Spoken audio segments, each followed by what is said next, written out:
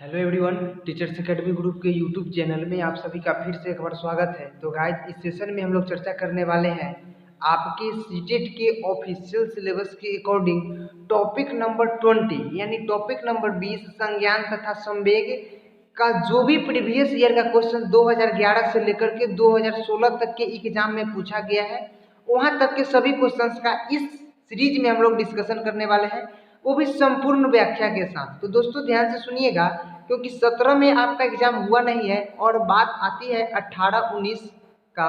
तो 18 और 19 का नेक्स्ट सेशन में हम लोग चर्चा करेंगे और 20 में तो अभी तक एग्जाम हुआ ही नहीं है। तो चलिए दोस्तों, सेशन को करते हैं स्टार्ट। इससे पहले एक बार आपको बता दें कि जो हम आपको तैयारी करवा रहे हैं ये आपको एकदम ऑथेंटिक है, यानी सीटेट के ऑफिशियल सिलेबस के अकॉर्डिंग आप लोगों की प्रिपरेशन चल रही है। और हम लोग टॉपिक नंबर 1 से लेकर के आज टॉपिक नंबर 20 तक कंटिन्यू क्लास के माध्यम से आ गए हैं। और ये देखिएगा, आपका जो टॉपिक नंबर 20 है, अध्याय 20 संज्ञान तथा संवेग, इसका सभी कंसेप्ट तथा कुछ क्वेश्चंस जो इससे बनने वाले हैं वो हम लोग टोटली इससे पहले के 2 सेशन में कर चुके हैं। और आज हम लोग करेंगे 2011 से लेकर के 2016 तक का जो एग्जाम में क्वेश्चंस पूछा गया है वो सभी क्वेश्चंस का व्याख्या करेंगे। तो आप लोग एक बार देख सकते हैं कि 2011 में 2 क्वेश्चंस पूछा गया था, 12 में 1 क्वेश्चन, 13 में 2 क्वेश्चन, 14 में तो 6 क्वेश्चंस पूछ लिया गया था। यही सब क्वेश्चंस को मिलाकर के टोटली 14 से 15 क्वेश्चंस होते हैं, जो कि हम लोग फाइनली 50 मिनट में कंप्लीट करेंगे।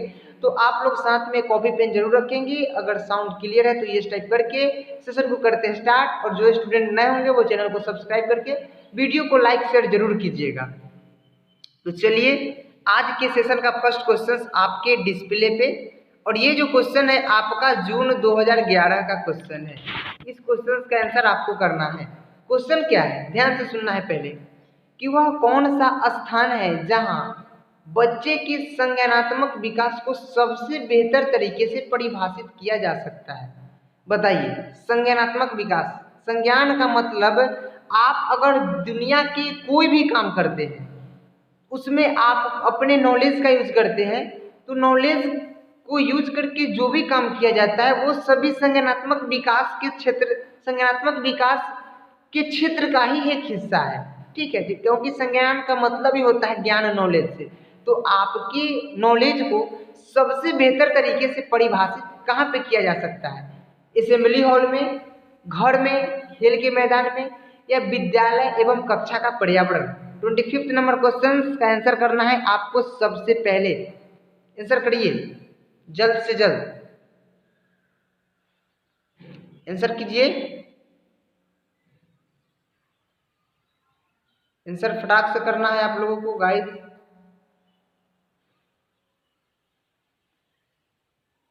तब के लिए इसको हम यहाँ पे रखते चलिए।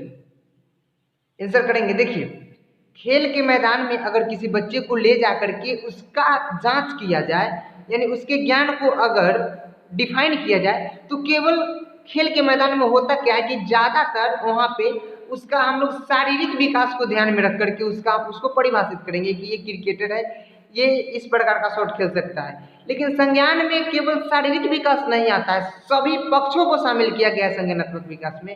तो सभी पक्षों को परिभाषित किया जाएगा आपको विद्यालय एवं कक्षा का पर्यावरण, यानी विद्यालय में परिभाषित किया जाएगा, विद्यालय के कक्षा कक्ष में। और इन्वायरमेंट, इन्वायरमेंट में आपका खेल का मैदान भी है, असेंबली हॉल है, घर परिवार सभी आ जाता है। तो 25 नंबर क्वेश्चन का आपका ऑप्शन नंबर बी सही आंसर है। चलते हैं नेक्स्ट क्वेश्चन पे, सेकेंड क्वेश्चन आज के सेशन का।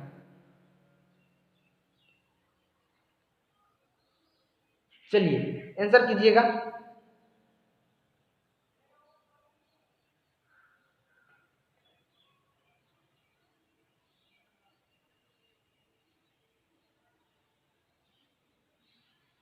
चलिए, तब तक के लिए हम अपने आप को थोड़ा सा सेट कर लें। चलिए देखिए, एक सेकेंड, इसको कहाँ रखें, इसको इसको इसको इसको इसको यहाँ नहीं रख सकते हैं। एक सेकेंड गाइस,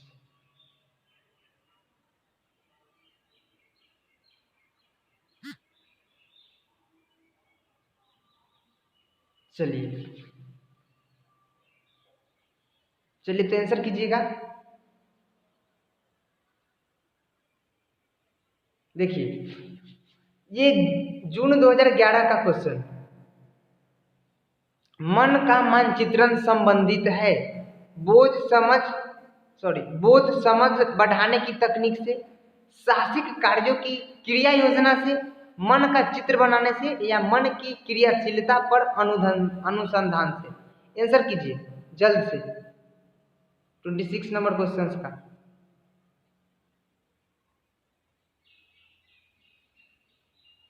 देखिए जिस ऑप्शन में आपको टेक्निक वाला वर्ड मिले उसको करना है आपको कट। साहसिक कार्यों की क्रिया योजना से मानचित्रण से संबंधित नहीं है। मानचित्रण, मन का मानचित्रण यानी माइंड मैपिंग, तो माइंड मैपिंग मन का चित्र बनाने से भी संबंधित नहीं है। हमारे माइंड का मैपिंग का रिलेशन जो है, कनेक्शन जो है, वो जुड़ा हुआ है हमारे मन के एक्टिविटीज से। हम लोग जो मन से जो क्रिया, मन का जो हमारा एक्टिविटी है यानी क्रियाशील है, एक्टिव है, और उसका अनुसंधान यानी कहाँ पे उसका हम कैसा यूज कर रहे हैं, ये हमारे मन का जो, जैसे हमारे माइंड में किस प्रकार का इमेजिनेशन बना हुआ है, किस प्रकार का चित्रण बना हुआ है, उसी प्रकार का हम लोग वर्क करेंगे। तो हमारा 26 का जो है ऑप्शन नंबर डी करेक्ट है। ठीक, चलते हैं नेक्स्ट क्वेश्चन 27 पे।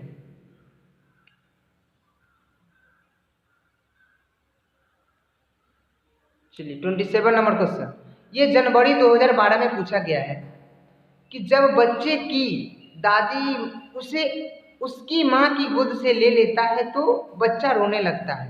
बच्चा डैश के कारण रोता है, बताइए। ये सीटेट जनवरी 2012 का क्वेश्चन है। ऑप्शन है वियोग दुश्चिंता, सामाजिक दुश्चिंता, संवेगात्मक दुश्चिंता, अजनबी दुश्चिंता। बताइए। फर्स्ट ऑफ ऑल तो ये समझिए कि बच्चा क्या है, बच्चा गोद में है यानी सबसे छोटा बच्चा होगा।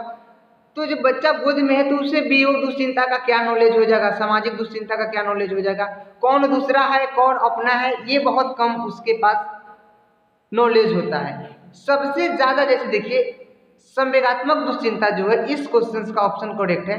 करेक्ट इसलिए है क्योंकि उसे लगता है कि हमें जो है मम्मी वाला प्यार दादी की गोद में नहीं मिलेगा, इसलिए बालक जो है वहां पे जाकर के रोने लगता है, और हमारा ऑप्शन जो है सी सही है। चलते हैं नेक्स्ट क्वेश्चन 28 नंबर पे।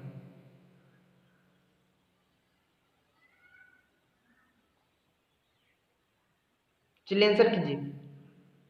निम्नलिखित में से कौन सी संज्ञानात्मक क्रिया दी गई सूचना के विश्लेषण के लिए प्रयोग में लाई जाती है। जुलाई 2013 का क्वेश्चन है। निम्नलिखित में से कौन सी संज्ञानात्मक क्रिया दी गई सूचना के विश्लेषण के लिए प्रयोग में लाई जाती है।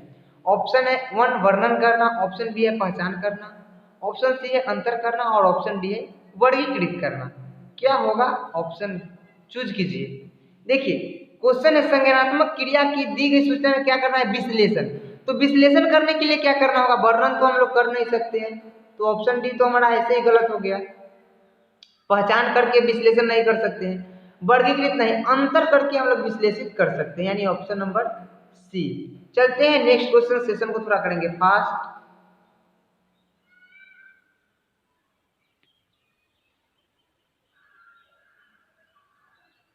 चलिए क्वेश्चन ध्यान से पढ़िएगा। सीमा परीक्षा में A+ ग्रेड प्राप्त करने के लिए अति इच्छुक है। जब वह परीक्षा भवन में दाखिल होती है तथा परीक्षा प्रारंभ होती है, वह अत्यधिक नर्वस हो जाती है, उसके पांव ठंडे पड़ जाते हैं, उसके हृदय की धड़कन बहुत तेज हो जाती है, और वह उचित तरीके से उत्तर नहीं दे पाती है। इसका मुख्य कारण क्या है। ये सितंबर 2013 का क्वेश्चन है, आंसर कीजिए। ऑप्शन 1 है शायद वह अकस्मात संवेगात्मक आवेग को सामना नहीं कर सकती। ऑप्शन बी है शायद वह अपनी तैयारी के बारे में बहुत आत्मविश्वास नहीं है। ऑप्शन सी है शायद वह इस परीक्षा के परिणाम के बारे में बहुत अधिक सोचती है। और ऑप्शन डी है निरीक्षक, शिक्षिका जो ड्यूटी पर है वह उसकी कक्षा अध्यापिका हो सकती है, और वह स्वभाव में बहुत कठोर है। जल्द से जल्द करेंगे आंसर आप लोग।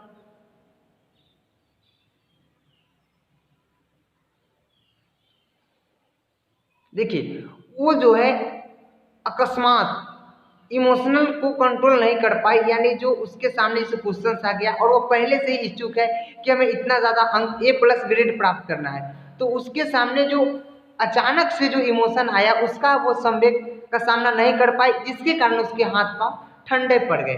तो हमारा ऑप्शन नंबर 1 जो है करेक्ट है। चलते हैं नेक्स्ट क्वेश्चन पे।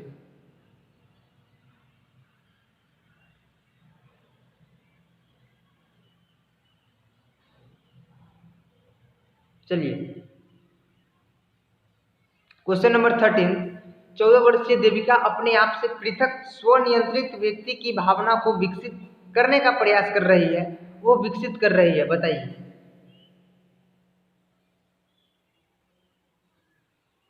क्या विकसित कर रही है? फरवरी 2014 का क्वेश्चन है।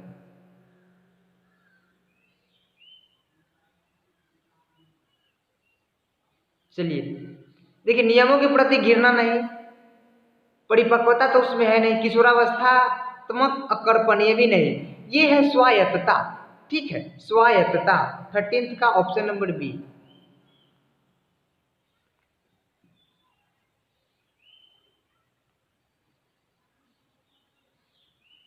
31 नंबर सितंबर 2014 का क्वेश्चन। बच्चों में सीखी गई निस्सहायता का कारण है, यानी बच्चे जो सीख लेते हैं कि ये मुझसे नहीं होगा, हेल्पलेस वाली बात जो सोच लेते हैं, इसका मुख्य कारण क्या है? इस व्यवहार को अर्जित कर लेना के लिए सफल नहीं हो सकते। ऑप्शन बी कक्षा गतिविधि के प्रति कठोर निर्णय, अपने अभिभावक की अपेक्षाओं के साथ तालमेल न बना पाना, और ऑप्शन डी है अध्ययन को गंभीर पूर्वक न लेने हेतु नैतिक निर्णय। बताइए 31 नंबर क्वेश्चन। इसके बाद टोटली 6 क्वेश्चंस और है इस सेशन में। देखिए तो आप अगर कोई बच्चा ये सोच ले कि हम इस वर्क में इस काम में सफल नहीं हो सकते हैं, तो यहीं से है कि वह निस्सहायता सीख लिया है। ये बात जो है उसे कभी भी आगे बढ़ने नहीं देगा। हमारा 31 नंबर क्वेश्चन का ऑप्शन नंबर 1 करेक्ट है। चलते हैं नेक्स्ट क्वेश्चन पे। 32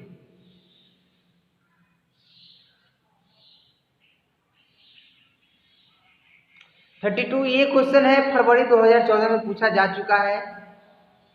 परीक्षा में तनाव निष्पत्ति को प्रभावित करता है। परीक्षा में तनाव जो है आपके परफॉर्मेंस को प्रभावित करता है। यह तथ्य निम्नलिखित में से किस प्रकार के संबंध को स्पष्ट करता है?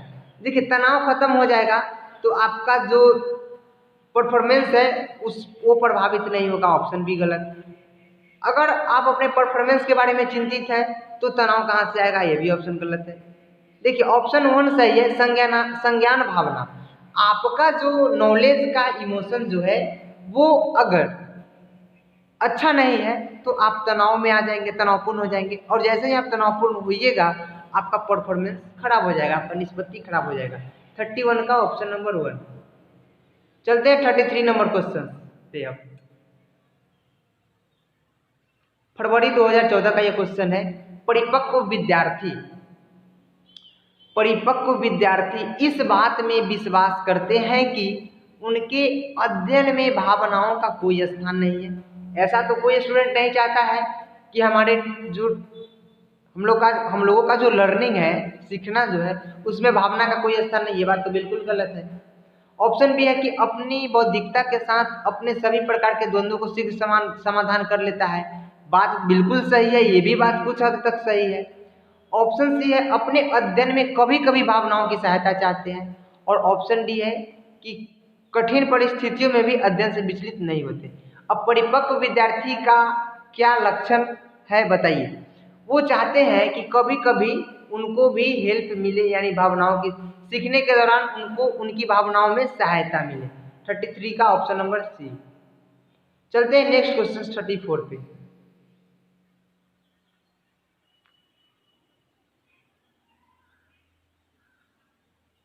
सितंबर 2014 में पूछा गया है। निम्न में से कौन सा कौशल संवेगात्मक बुद्धि से संबंधित है? संवेगात्मक बुद्धि से देखिए, याद करना, गतिक प्रक्रमण, विचार करना, सहानुभूति देना।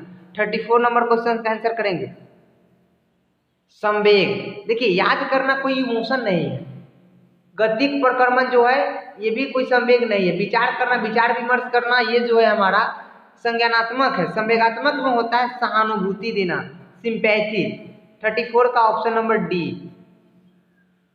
चलते हैं नेक्स्ट क्वेश्चन 35 पे। उसके बाद मेरा हम लोगों का मात्र 2 क्वेश्चंस बचेगा इस सेशन के लिए। फिर कल मिलेंगे इस सेशन के बाद। 35 संज्ञानात्मक विकास निम्न में से किसके द्वारा समर्थित होता है?